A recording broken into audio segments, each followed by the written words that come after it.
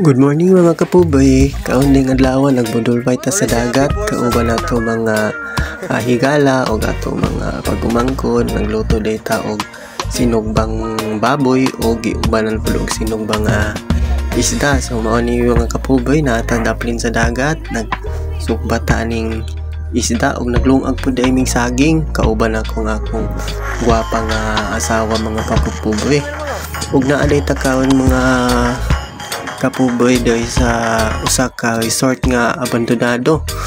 Mga punta og nakauna dahil ani nga usa ka nindot nga resort mga kapubay ang inyong body nga paso-paso ang inyong body wag nakauna ug nindot nini siya nga resort mga kapubay magwal pag ani namo manggod dinhi mag wala ni kapuyo ug wala na pod ni siya na atiman pero nindot kay siya nga area so nami dahil tapok-tapok dahil sa may atubangan. Nindot kay ni siya nga area din daplin kayo siya sa dagat. Ug nagkalinga usab kami ug luto og saging dahil sa ubos. Suglod mi sa saging kay baling kusog hangin. Kinahanglan siya butangan og daghang sugnod para maluto. So nagputol ta og kaning kawayan nga anod sa daplin sa dagat kay atong isugno dito sa atong kahoy. Mao gani sa nindot sa daplin sa dagat kaning kinamos dayong saging nga nilungag ug atong abayhan mga kapubay tanawon tuluto na yung hilaw pa kayo kusog manggug kayo ang hangin mo nang kinahanglan atong papaspason na ang atong siga. So mga bata nag TikTok lingaw kay sila kay nindot ang lugar nga atong giadtuan. So magpagwapo sa tagamay pagwapo ta kay magsugno dito sa atong saging. I-check nato atong saging wala pa gihapon maluto.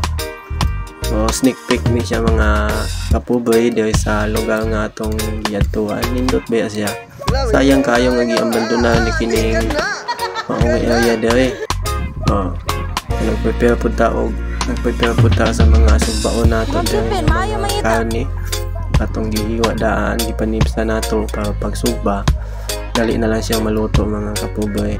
Kini dahil nga lugar aksidente lang nato ning na-discover kanang yanita dahil sa dagat mga kapubay ba kay silingan naman gunin namong nga barangay anime din sa dagat nakita namon ni siya nga mag abandonado nga resort. Wala man ba siya caretaker nagbantay so din nilang po mi sa atubangan wala lang po mi naghilabot dito na lang mi sa atubangan niya din niya mi naglingkod nagtapok-tapok dito sa dagat sa mi nagsugba sa mga karne isda then naglungag sa migsaging dito lang dapit sa baybayon para dili ta makasala di po ta makakusunog sa lugar.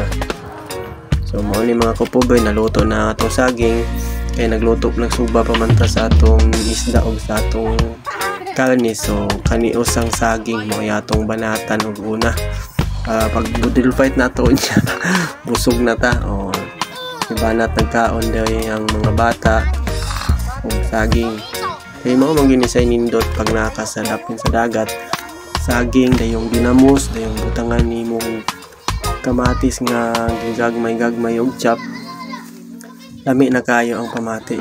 Timing lang nga pag anhin namo ani mga kapubay hunasan man ang dagat so wala ta kaligo sa dagat pero malingaw lang po ta og kaon tag saging dayon nindot po kayo ang hangin nga presko daplin sa baybayon. Full time favorite yun ning nilungag nga saging o ginamos basta magkatapok nakaning orasan ni mga hapon naman so snack nato ni siya saging o ginamos kaya samtang nagkaunta ang ato usab nga brother nagsugba siya sa atong mga ibudol budol fight kay maluto ni atong mga pang andam dere magbudol fight man ta kauban ang atong mga higala mga minal sa kinabuhi so naluto na ang isda og ang karne so hindi na ni nga atong iserbon niya maluto ning tanan ato na ning iserbon niya para ato ng salo-saluhan yung ginagmay nga salo-salo so relax kaya ang atong mga kauban dere kay ikaw kuno magkuhan ka aning nga lugar dayong presko pa ang hangin So maka-relax po sa atong mga una-una,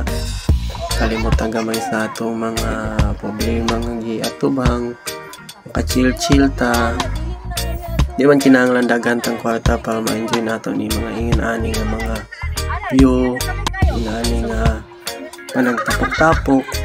Once in a while pwede man gud nato ning buhaton pampawala sa stress, pampawala sa atong mga problema. So ginahinay na natong prepare mga kapugoy ang atong birano niya, atong karne nga sinugba na slice na.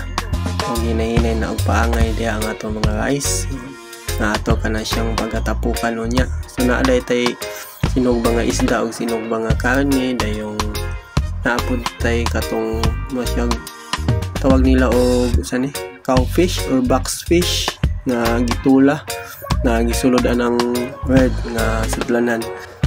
Dayon hapon tay katning tawag ani ham.